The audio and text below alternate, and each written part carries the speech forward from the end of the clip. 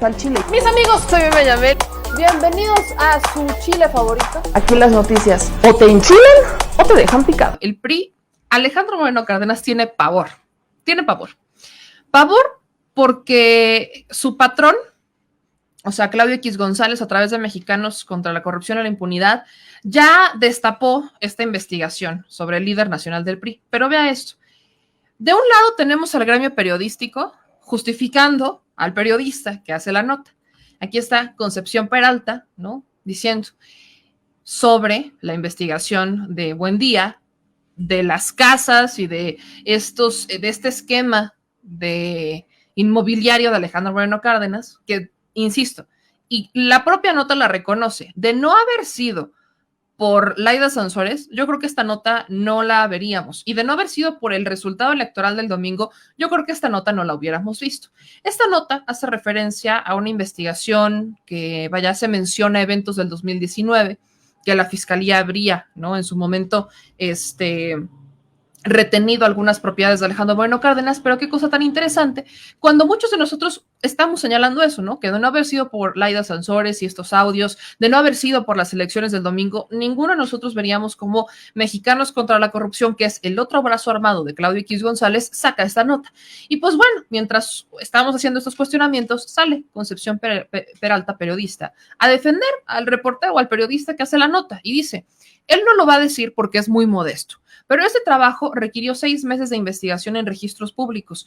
Quienes hacen periodismo de investigación saben que estos no se logran en semanas ni con filtraciones. Felicidades a Eduardo Buendía, que es el que hace la investigación, por el mecanismo que logras demostrar. Y mire, yo no he dicho que Eduardo Buendía no haya hecho una investigación de tiempo. Yo no estoy diciendo que él no haya justificado, vaya, que no haya hecho su chamba. A mí me queda claro que la hizo. El tema es, o sea, creo que Eduardo Buendía, para mí Buendía creo que hace muy buenos trabajos, pero estoy hablando del patrón. El que el patrón permitiera que esta nota saliera es porque justamente ya no le sirve a Alejandro Moreno Cárdenas, ya no le sirve a Alito, ya no le sirve. Entonces el patrón permite que esta nota vea la luz. Esta nota cita los audios de Laida Sansores. Y esta nota es la carta de despedida de Alejandro Moreno Cárdenas. O sea, están despidiendo al señor porque no pudo con los procesos electorales. Eso es un hecho. El trabajo periodístico está perfectamente bien hecho. No lo voy a decir que no. Buendía hace muy buen trabajo periodístico. Pero el que esta nota viera la luz desde Mexicanos contra la Corrupción es porque al dueño de Mexicanos contra la Corrupción, que es Claudio Xicoténcatl González, que resulta ser también el dueño de Va por México, ya no le es rentable tener a este señor. Ya no le es rentable tener a un Alejandro Moreno Cárdenas. Y eso lo sabe Alejandro Moreno Cárdenas. Tan lo sabe que vea usted lo siguiente. Vienen elecciones el próximo año. ¿Sabíamos o no sabíamos que el señor Alejandro Moreno Cárdenas se iba a encadenar, de ser necesario, del poste que está en el centro del patio del Comité Ejecutivo Nacional del PRI? Bueno, pues mírenlo, ahí está. Trabajando, don Alejandro Moreno Cárdenas hace una hora sube una foto en donde pues hay que redoblar esfuerzos rumbo al 2023 en Coahuila. Entonces sube una foto el señor reuniéndose con Rigo Fuentes, presidente del PRI en Coahuila, para revisar los temas de nuestro partido en la entidad y definir rutas de acción en favor de la militancia. Es hora de redoblar esfuerzos rumbo al 2023. Vaya, es que ya viene la elección. Y luego, ¿no? Exactamente hace 2 horas, Alejandro Moreno Cárdenas sube esta foto con Eric Sevilla del PRI del Estado de México, porque en el PRI la chamba no para. Y dicen que hay tiro, ¿no? Para ir checando los avances y darle el trabajo que tenemos por delante en favor del priismo mexiquense. Permítanme que me ría. Ahora salió arquitecto ahí. Sí, parece. Vaya, es que, vaya, creo que sí es como arquitecto frustrado.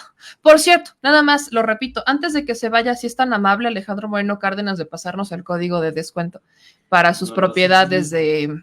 Es que imagínate, comprar propiedades de 10 hectáreas en 300,000 pesos. Óigame, ni Rappi tiene esos ofertones. Ni Rappi tiene esos ofertones. Pero bueno, para hablar justamente del PRI, qué tan Es que yo sí quiero saber qué tanto vale la pena que el PRI haga chamba, porque a estas alturas creo que ya para qué, ya mejor que se siente. Entonces, no sirvió. Pero bueno, para hablar justamente del panorama electoral en México, cómo salen los partidos todos rumbo al 2023 y rumbo al 2024, o sea, la grande, le agradezco y le agradezco infinitamente a un expertazo, un pionero en la investigación electoral de México, Álvaro Arreola, que sé que nos acompañe y ahora sí que nos comparta su conocimiento porque yo veo un escenario muy interesante. Álvaro, ¿cómo estás? Muy buenas noches. Hola, ¿qué tal, Meme? ¿Cómo estás? Gracias por la invitación. Hombre, yo encantada de tenerte por aquí y empecemos con esto.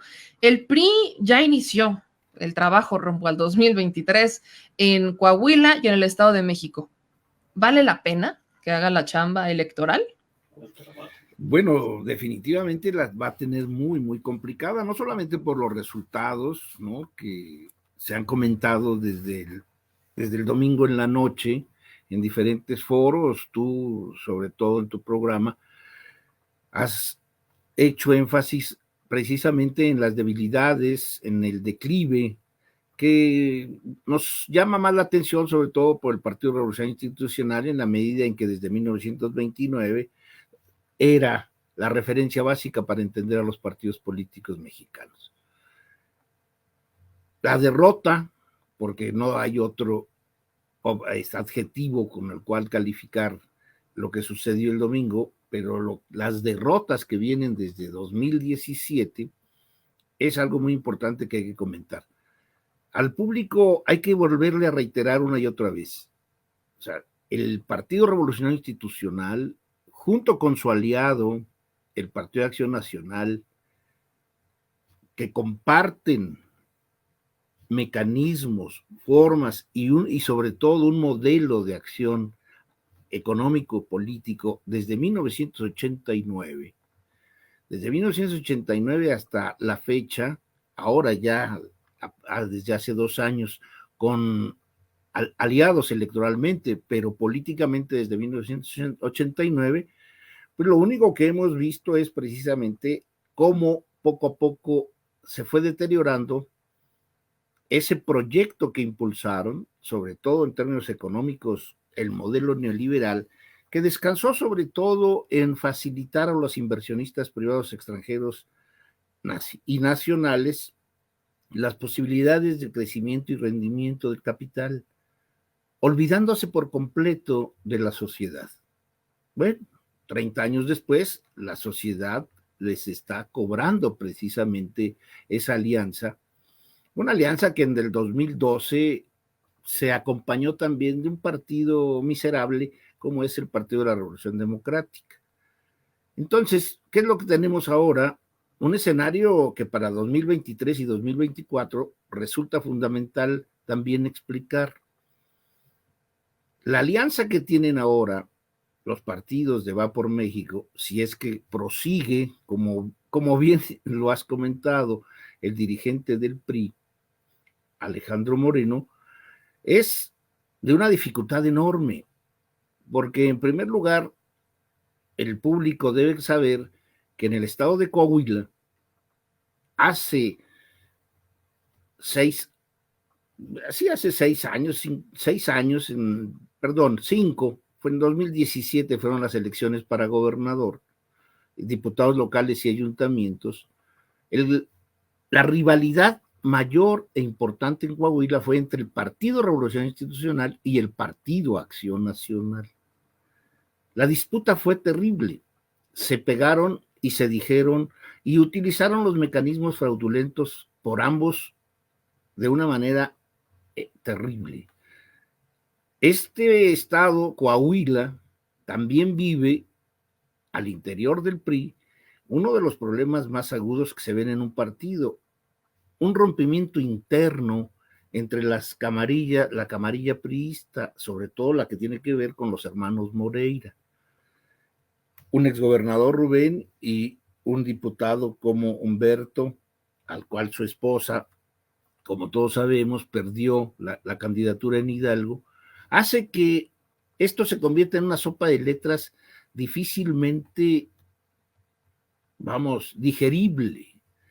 Coahuila no solamente enfrentó hace escasos 5 años al PRI y al PAN, sino que también fue escenario de una serie de fenómenos que en otros tiempos los hemos denominado muy fácilmente, las prácticas de fraude electoral vamos, en una escala del 1 al 10, siempre llegaron al 11. Entonces, me parece que este es un panorama en Coahuila sumamente complicado. Pero donde más dificultad tendrán tanto PRI como PAN es en el Estado de México, que también el próximo año elige gobernador. En el Estado de México, al menos yo le he tomado el pulso desde hace casi 40 años. He tenido la suerte de entrevistar a muchos exgobernadores. Recuerdo haber entrevistado desde Gustavo Vaz. Al único que no he entrevistado fue a Carlos Jan González porque nunca quiso, pero hasta hay Enrique Peña Nieto que tampoco me aceptó una entrevista. Conozco muy bien la entidad, desde hace muchos años la he estudiado, y el problema básico fue precisamente hace 2 años, cuando de manera inédita e inexplicable para la sociedad mexiquense, se aliaron los dos enemigos irreductibles en la entidad desde los años 60, el PRI y el PAN. Esto no solamente confundió al electorado, sino además permitió poder convencer a una sociedad de que estos dos organismos se venían ya debilitando seriamente, no solo por la incapacidad y por la nula reproducción de sus cuadros militantes, sino sobre todo por las grandes corruptelas que en los últimos 20 años la sociedad mexiquense contempló tanto de dirigentes panistas como priistas. Para el próximo año, Meme y escuchas, nuevamente, como sucede desde hace décadas, ¿no? La importancia del Estado de México es enorme, porque es la entidad con mayor concentración de votos, que se pueden todavía disputar electoralmente todos los partidos. En el 2021 el padrón era de 12.5 millones de electores. Es la entidad, es la región más codiciada por inversionistas privados, nacionales y extranjeros. Es el Estado de la República que se despliega como el polo más atractivo para los miles y miles de migrantes pobres, que aún ven al centro geográfico del país como una real disyuntiva de empleo y seguridad social. Es, junto con la Ciudad de México, en conclusión, el territorio que aporta, ¿no?, las cifras más significativas en términos económicos para toda la República. El Estado de México es la entidad con la cual también se confrontarán, y yo creo que es precisamente lo que explicaría la necesidad de cambiar a Alejandro Moreno como presidente del PRI, que es el Estado de México. El Estado de México es la pieza clave para entender la caída de Alejandro Moreno, que es inminente, pero también si uno, y tú lo debes de saber muy bien, hoy día un Frente Nacional, una sigla dentro del Partido de Revolución Institucional, que integran 3 movimientos internos, el movimiento líder, la plataforma PRI y la Alianza Generacional, que encabezan José Encarnación Alfaro, Fernando Lerdo de Tejada y José Ramón Martel, ¿sí? Estos 3 priistas que han estado identificados desde hace más de 20, 30 años con 2 gentes, con Roberto Madrazo y con el Grupo Atlacomulco.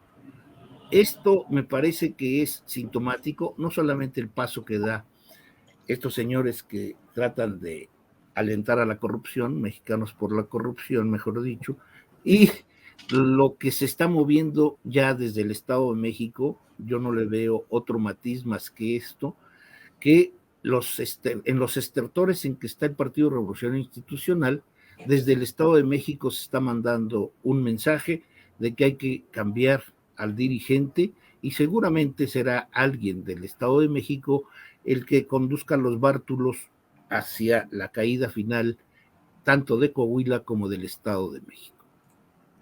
Ahí me quiero regresar un poco porque evidentemente el futuro del PRI es para muchos de nosotros, pues ya no hay futuro. O sea, la van a pelear, pero ya no, para muchos no hay futuro. Pero, ¿qué tan cierto es esto? Es más, voy a ser más específica. ¿Cómo deja este resultado electoral de las elecciones de este domingo al PRI, al PAN, al PRD y a Movimiento Ciudadano? ¿En qué escenario quedan rumbo a elecciones futuras, ya no solo 2023, sino también 2024, en donde Movimiento Ciudadano pues le está apostando a seguir yéndose solo, insisten en irse solos? Estamos viendo una amenaza constante de Claudio X González, de la Alianza Va por México, para que se sumen. Escuchábamos al senador Monreal diciendo que para él va a haber alianza, que para él es inevitable que se dé esta alianza entre estos partidos, y encima tenemos a un Morena PT verde. Bueno, no sabemos si el verde se quede, yo conociendo al verde es muy probable que sí se quede con Morena, pero es viable que con el escenario electoral, que es justo este mapa, es viable que con este mapa pueda ganar alguien de la oposición. No, rotundamente no. No, o sea, es imposible. Para que quede mucho más claro en términos de lucha política y considerando este mapa que tú estás presentando, agregaría varias cosas. Uno, la posibilidad de ganar las próximas dos entidades federativas en el 23 hace que, en nuestra hipótesis, Morena y sus aliados lleguen al 24 con 24 de las 32 entidades que integran el territorio mexicano en su poder, 32 entidades a través de los gobernadores. 32 entidades que además Morena y sus aliados tienen ahorita, ¿sí?, el 60, casi 65% de los congresos locales, más del 60% de los ayuntamientos de todo el país. Obviamente ya sabemos la mayoría en la Cámara de Diputados y en la Cámara de Senadores. Es decir, una estructura política en todo el territorio nacional como no se había visto desde hace 40, 50 años en nuestro país, por una organización que conduzca las riendas del gobierno. No solamente es meritorio lo que ha venido haciendo en estos últimos años, sino que además ha definido un marco de acción gubernamental completamente diferente al que los mexicanos habrían conocido, no solamente los más jóvenes, sino los que tenemos una edad en donde hemos podido ver desde los años 80, ¿sí?, la manera tan errática de conducir la economía y la política. Entonces, hay futuro para una organización, sí, porque tendrá que, no, es una organización muy joven, Morena, y tendrá que ir poco a poco, ¿sí?, desterrando al interior muchos de sus problemas, que debe haber muchos, pero lo que no tiene es un enemigo al frente, no tiene un rival, no tiene, vamos, en una metáfora boxística, ¿no?, estás frente a un peso completo que cada vez es más grande y los otros que se pensaban del mismo tamaño hoy son pesos mosca o mini mosca.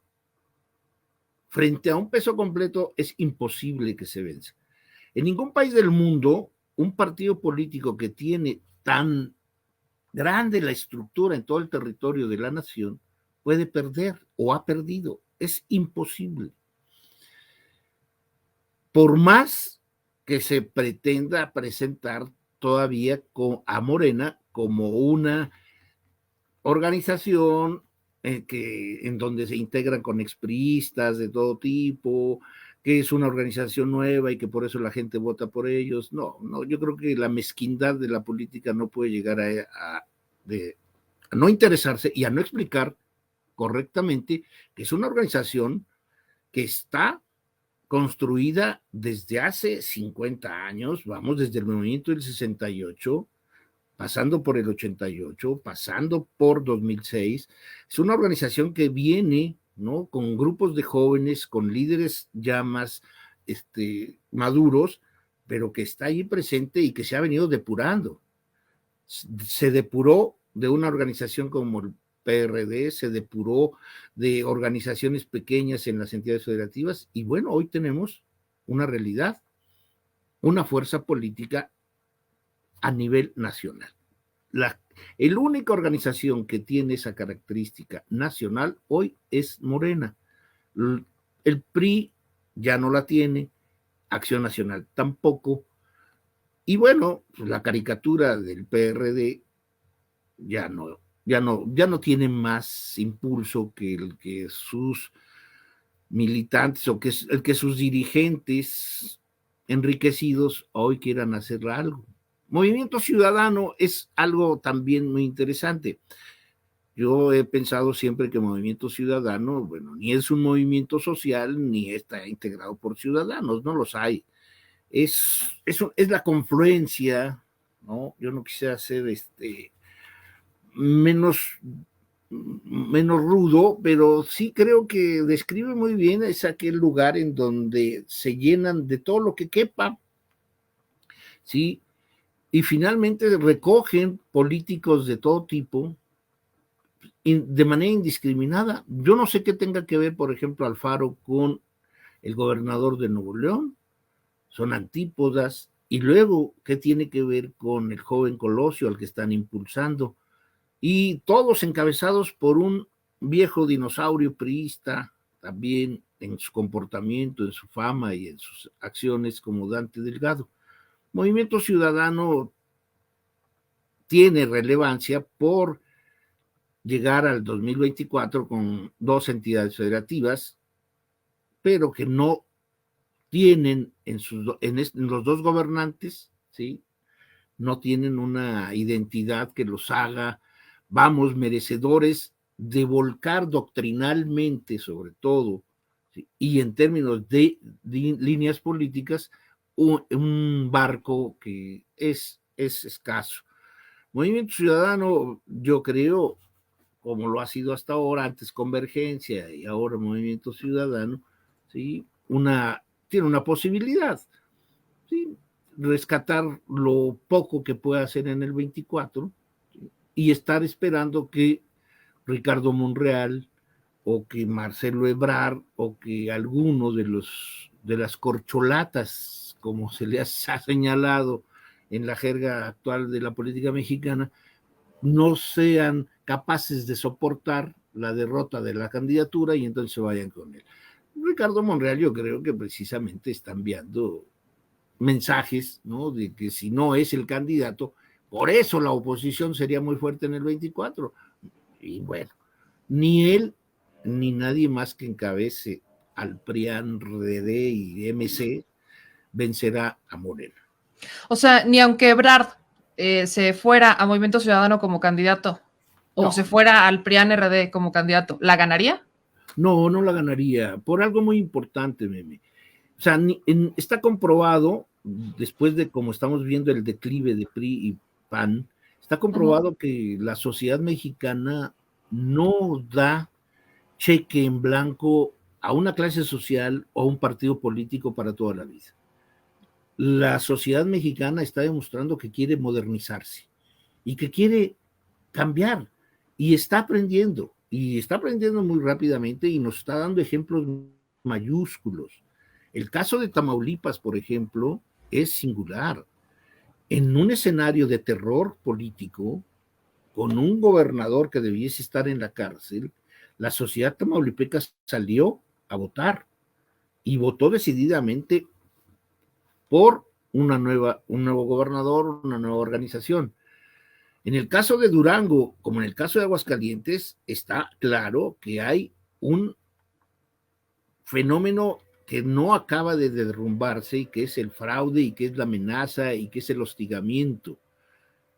Creo que esto es lo que debiese averiguar, que no lo van a hacer porque obviamente ya van de salida, tanto el Instituto Nacional Electoral como el Tribunal Electoral, ¿no? Si fueron capaces de tumbar a un candidato a la gobernatura en Guerrero, Michoacán, hace un año, bueno, pues, hoy merecería que nos explicaran por qué no intervienen en la fiscalización de los recursos, que en Aguascalientes y en Durango como en Tamaulipas, tanto el PAN como el PRI inundaron, ¿no?, todo el territorio, y que también nos expliquen finalmente, ¿no?, sobre todo los magistrados del tribunal, que en su momento lo tendrán que revisar, todos los escenarios de ilegalidad con la que se pervirtió la votación en esas entidades.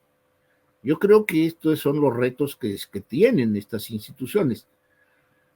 Y bueno, ahí están los ejemplos, ¿no? O sea, ahora, un comentario, Meme.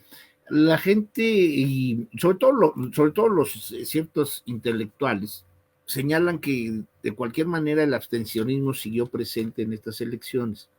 Y hay que tener mucho cuidado con ello. Yo quiero decirte, yo tengo muchos años estudiando los procesos electorales mexicanos y sobre todo los locales, y hay algo significativo. La media histórica de participación en elecciones de ayuntamientos y elecciones de gobernador es más o menos entre el 40 y el 50% de participación. No hay, fíjate, ni en 1990 en Michoacán, ¿sí?, después de 1988 y el Frente Democrático y previo al nacimiento del Partido de la Revolución Democrática, ni en Michoacán se aceptó que hubiese votado más del 50 y tantos %. Y eso que fue ejemplar la participación en Michoacán de aquel año. Históricamente, más o menos, en la elección de gobernador siempre oscila entre 40, 45, algunas entidades han llegado al 50. En elección de diputados locales todavía es mucho más baja. Hay entidades en donde el Congreso local se ha legitimado con el 20% de la participación. Y en elección de ayuntamientos, que es donde es más intensa la participación, no mayor, sino es más intensa, más apasionada, igualmente estamos hablando del 40%. Lo que vemos ahora, por ejemplo, en el caso de Quintana Roo, como en el caso de Oaxaca, en donde no llegaron al 40% de participación, ¿sí?, la sociedad local, yo lo explicaría también por dos cosas. En primer lugar, porque el fraude electoral no pudo consumarse como hubiesen querido. La compra de voto ya no fue posible.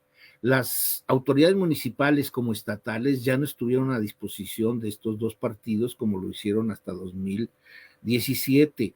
Esto es algo singular porque Morena permanece con la misma cantidad de votación en estas entidades desde el 2018. Por lo tanto, la sociedad que ha votado por ese partido no se ha ido abajo. Lo que sí dejó de aparecer es lo que yo considero que en entidades como Oaxaca, como Hidalgo, es el voto fraudulento que en aquellos años se expresó con participaciones del 50 y tantos, 60 y tantos.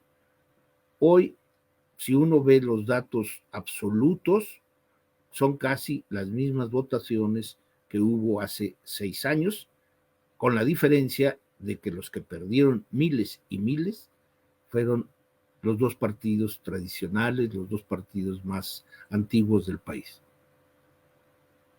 Ahí tocaste un tema que me adelantaste, pero justo eso es un punto. Hay comentarios como este, que voy a poner en pantalla, estaba buscando más, pero me encontré con esto y dicen, Oaxaca con un 70% de abstencionismo, no habla de una preferencia con Morena, habla de un hartazgo a todo. Y luego hablan de mayorías. ¿Qué tan cierto es esto? Porque el argumento del abstencionismo hoy ya les preocupa. Antes no les preocupaba, pero ahora sí. Dicen que en los estados en donde ganó Morena, casualmente es donde más se abstuvieron a votar. Entonces, que la gente está harta de todo, que como no hay un proyecto con la oposición, pues evidentemente no votaron por ellos, pero que tampoco están que tampoco quieren votar por Morena, entonces simplemente no salen a votar. Incluso también preguntarte, que ese siempre ha sido un tema de debate, ¿qué hay de el ir a votar a nulificar el voto? ¿Eso cómo funciona? ¿A quién beneficia que en las elecciones una persona que quizás no quiera, o sea, no quiere votar por nadie, ningún proyecto le convence, salga a anular su voto? ¿A quién beneficia eso? En la primera pregunta, mira, en el caso, por ejemplo, de Oaxaca, en el 2016, ¿sí? Morena ya participó como contendiente y obtuvo más o menos 350,000, un poco más de 350,000 votos.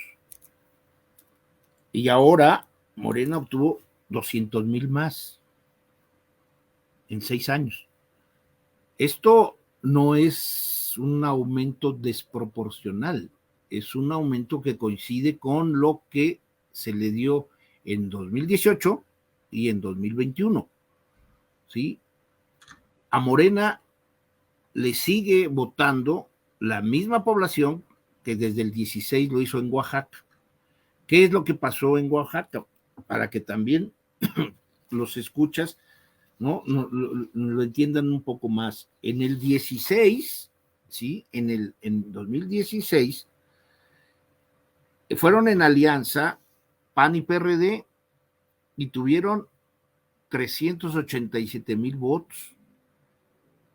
Y PRI, Verde y Nueva Alianza tuvieron casi 500,000. Es decir, si sumamos los de 2016, la alianza PRI-PAN-PRD obtuvo casi 800,000 votos. ¿Qué es lo que pasó? Ahora lo que tenemos en Oaxaca es de que esos partidos no obtuvieron más que 300,000. Es decir, perdieron en 6 años, perdieron 500,000 ciudadanos. Y a los que dicen que el abstencionismo no tiene que ver en esto, sí tiene que ver mucho, pero es el abstencionista que votaba por el PRI y que votaba por el PAN. Muchos de ellos son votos, repito, que inexistentes, que rellenaron urnas hace 6 años, en fin, una práctica normal en Oaxaca. Eso ya no se puede hacer, porque finalmente hay una vigilancia muy fuerte, muy sólida, pero hay algo también muy importante. Cuando ya no hay recursos que vienen de los ayuntamientos y del Estado para beneficio de una estructura partidista, pues entonces se van acabando poco a poco los mecanismos de fraude, sobre todo en la compra de voto. La otra pregunta tiene que ver, o sea, me preguntabas cómo se puede anular. El mito que existe, que siempre lo debatimos aquí, es sobre el voto nulo. Cuando la gente va y nulifica el voto, que existe el mito de que si uno va y nulifica el voto, entonces estás beneficiando a un partido en particular. Entonces, ese es uno de los temas que, muchas personas dicen, como yo no confío en ningún proyecto, pues mejor no salgo a votar. Y existen otras que dicen, no confío en ningún proyecto, pero confío en la democracia, entonces voy a ir a nulificar mi voto. ¿A quién beneficia el voto nulo? Y después te voy a preguntar algo sobre el abstencionismo que tiene que ver con el Instituto Electoral, que justo lo comentabas en el programa en el que estuvimos. Pero primero, el voto nulo. ¿A quién beneficia? ¿Quién sale ganando con el voto nulo? ¿Realmente beneficia a un partido o es una forma de ejercer una democracia? Es una manera, es legítimo. El voto nulo o el voto en blanco, ¿sí? Es lo que también se puede considerar. En México, en el año 2000, por ejemplo, hubo una campaña, hubo una organización que solicitó que se votara en blanco. Y vamos, no se pensaba que en el Fox como La Bastida representaban, ni Cárdenas, ¿no?, que eran los contendientes, representaban los intereses de una parte de la sociedad. Entonces hubo un movimiento que tendió a solicitar el voto en blanco. Muchos que creemos que solamente se puede uno abstener, no a través del voto en blanco o anular nuestra boleta, sino simple y sencillamente pues, no participar. Cuando uno no participa, es decir, cuando es un abstencionista completo, es porque no va a la casilla que le corresponde, no va al ejercicio de su derecho a votar, su obligación a votar, ¿sí? Esto se puede entender en un sistema democrático, republicano, como un mecanismo de oposición a la elección, que fue este mecanismo en el cual se afianzó los jóvenes desde los años 60 y 70, por ejemplo, la época donde hubo mayor abstencionismo en México son los años 60 y 70, que también se explica la reforma política de 1977. Se hace no solamente para que entrara una organización de izquierda como el Partido Comunista, sino se hace para enfrentar, ¿sí?, el abstencionismo político que era cada vez mayor en la década de los 70 y que lo máximo que hubo fue en 1976, cuando nada más hubo un candidato a la presidencia de la República, José López Portillo, ¿sí?, que con el solo voto de su madre se convertía en el presidente de todos los mexicanos, con un solo voto. Era legal y legítimo el presidente de todos los mexicanos.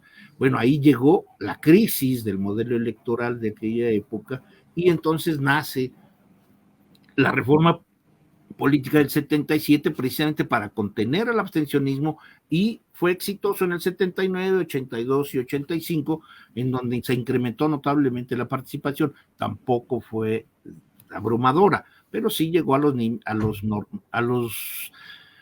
números más o menos que todos conocemos, entre el 60%.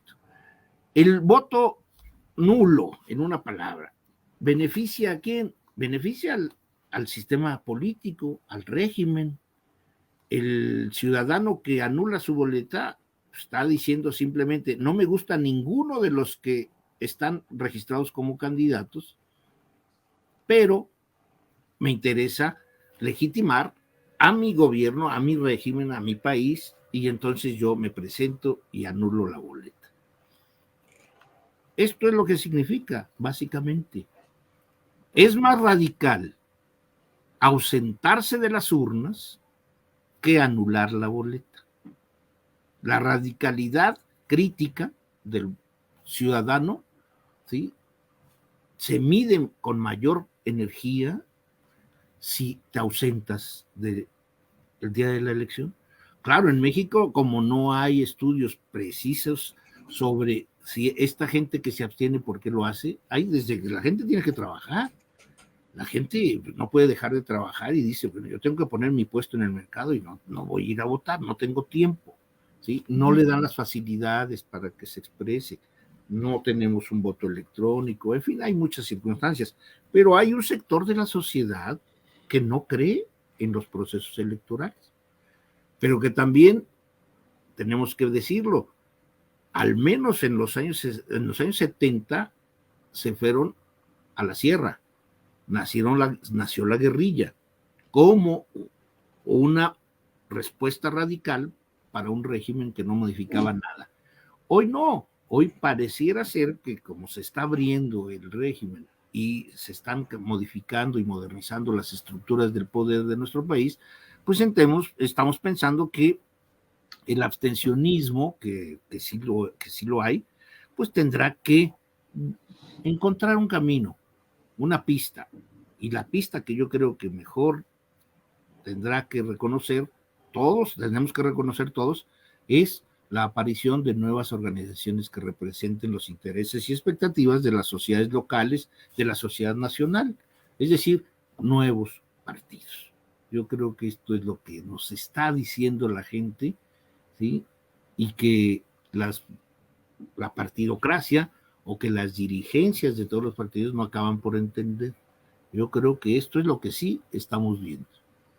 ¿Cuál es el rol del INE en eso? Porque cada que termina un proceso electoral sale el Instituto Nacional Electoral a decir, una vez más, los mexicanos y mexicanas confirman que le tienen confianza al Instituto Nacional Electoral.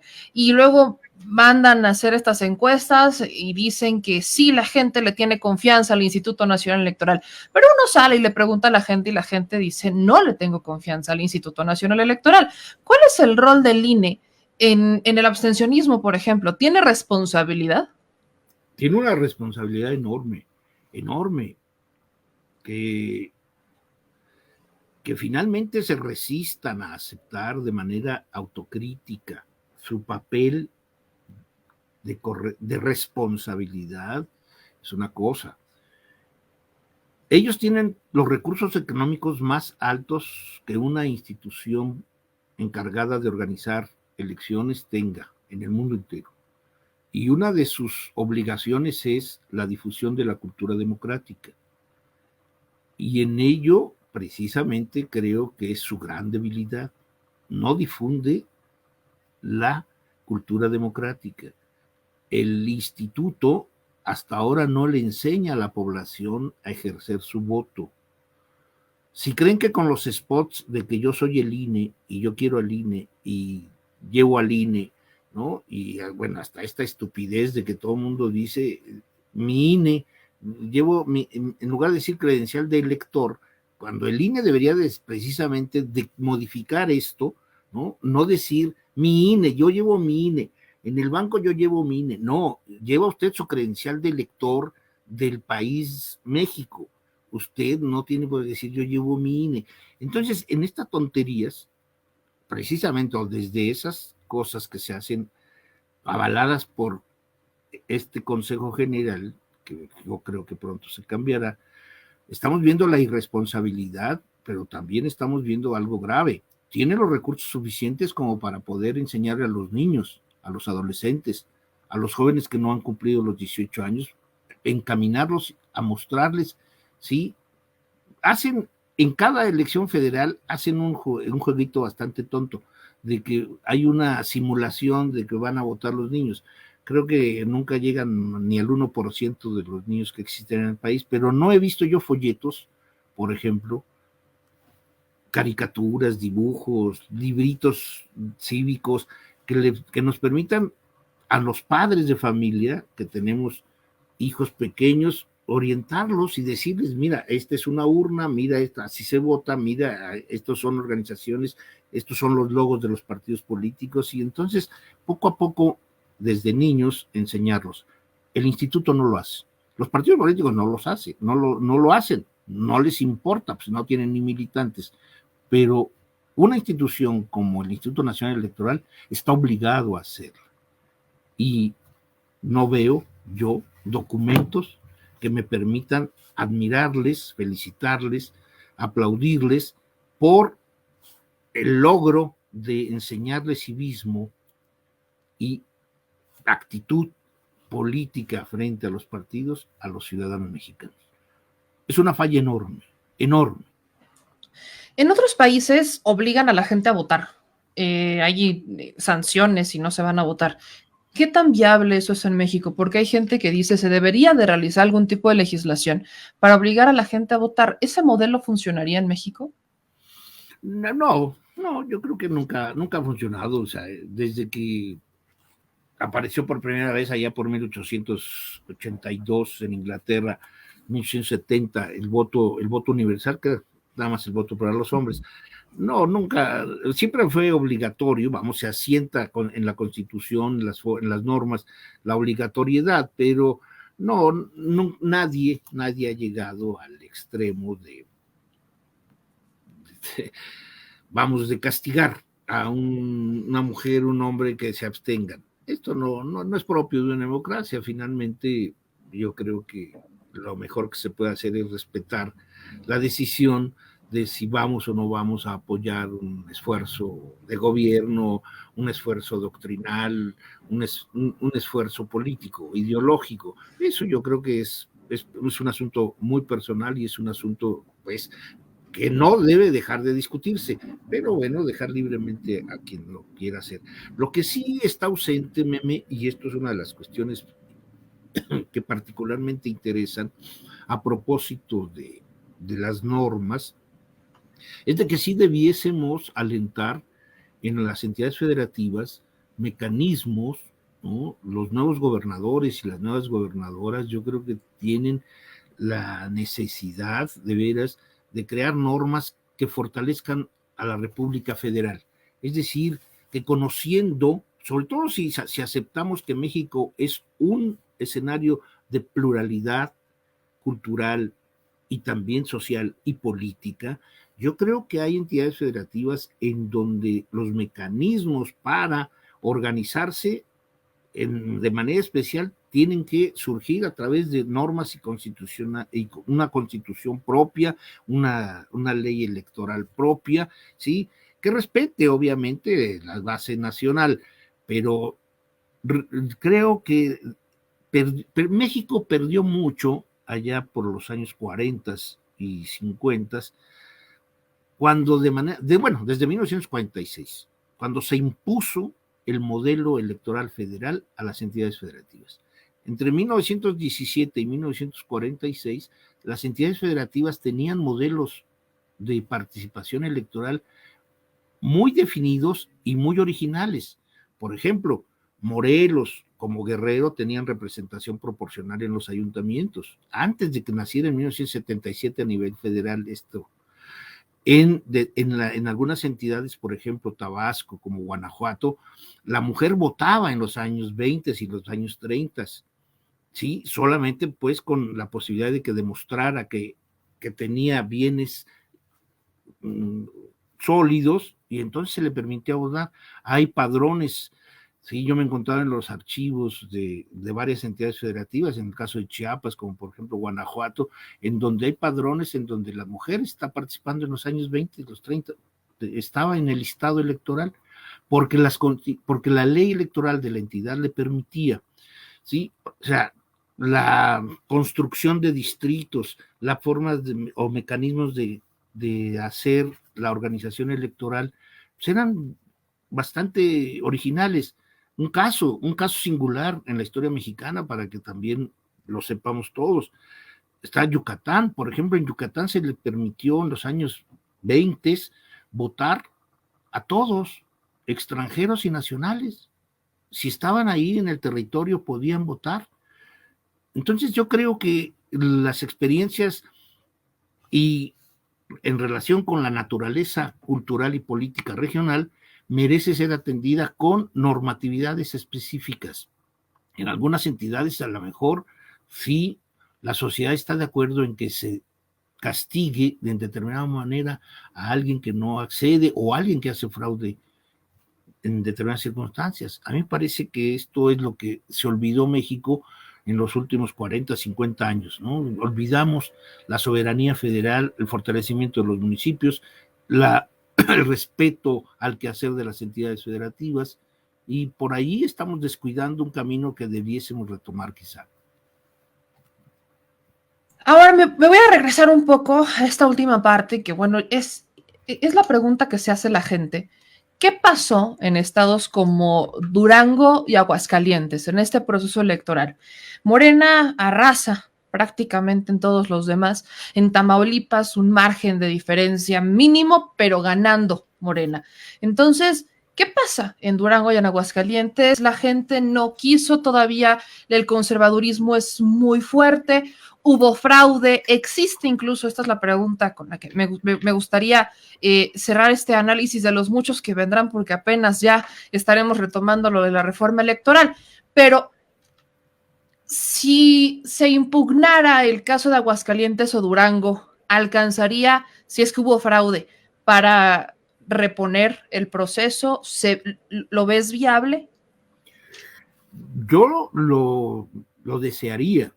Yo creo que para fortalecimiento de la democracia mexicana sí se requiere contener ya a todos los espacios de fraude. Ahora, hay una cosa muy importante. Hoy en la prensa, y si uno se mete al portal del Tribunal Electoral del Poder Judicial de la Federación, nos dice que van a revisar que hubo más de 400 recursos de impugnación y que más o menos el 30% de todos esos recursos están en el estado de Durango. Esto es muy importante. Yo pensaba que donde habría más impugnaciones sería Tamaulipas, y no, es el que menos impugnaciones tiene registradas. El menor número de recursos que va a atender el tribunal en los próximos días es precisamente Tamaulipas. No así el primer lugar Durango y en segundo lugar Aguascalientes.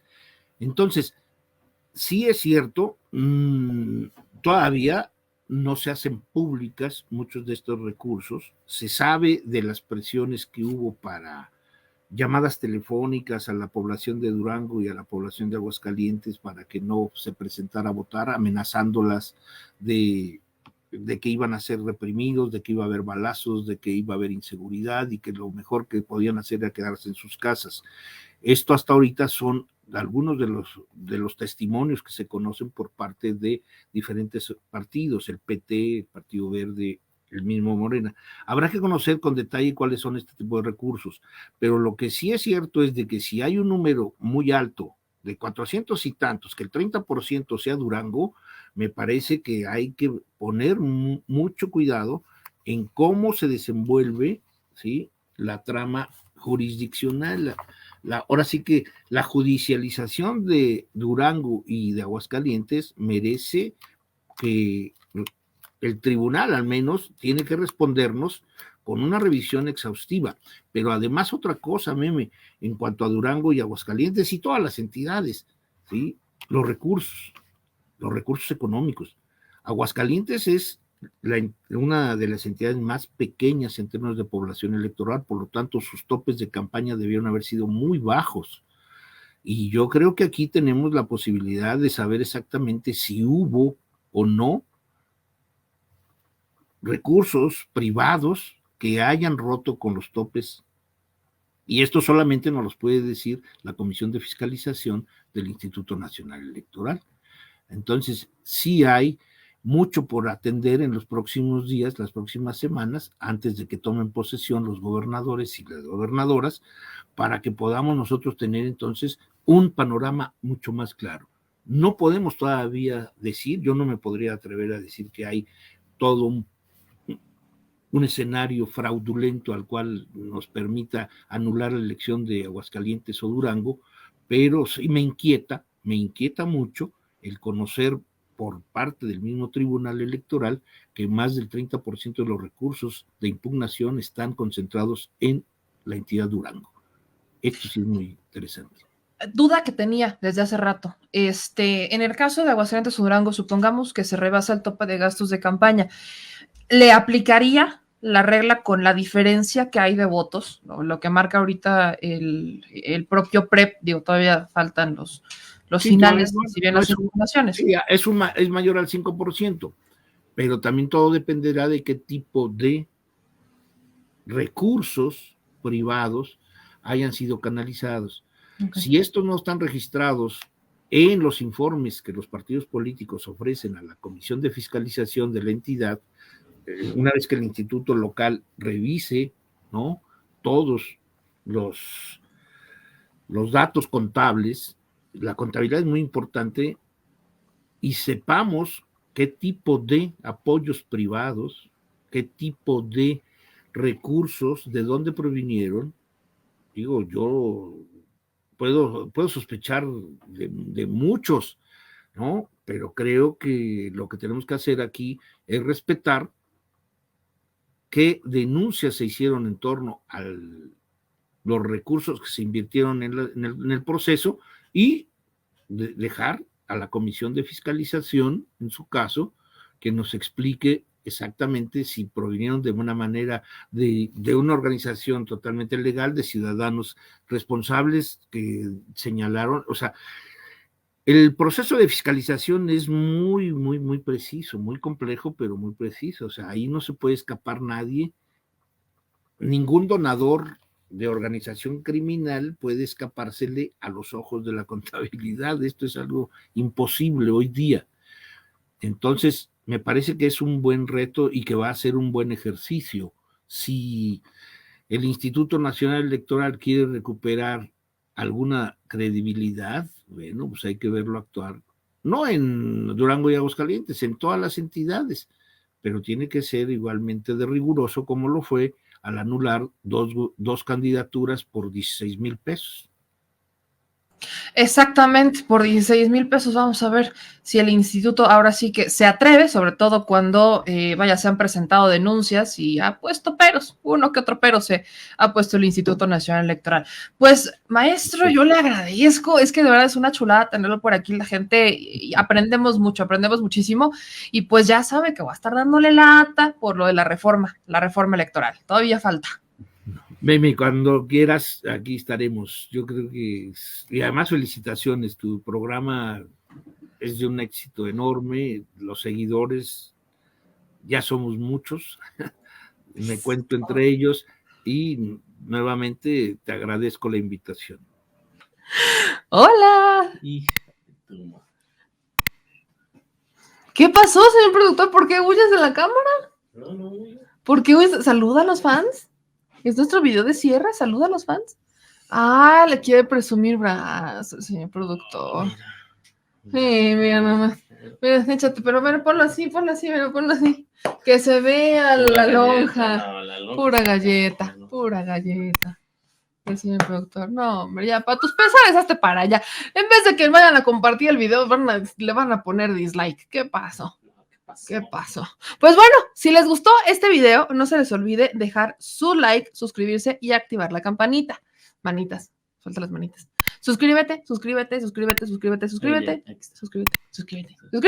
Y si te gustó el video, suscríbete y compártelo, porque hay que descifrizar a la nación, ¿verdad? Al chile. Adiós. Discúlpenlo, tiene déficit de atención. Nos vemos.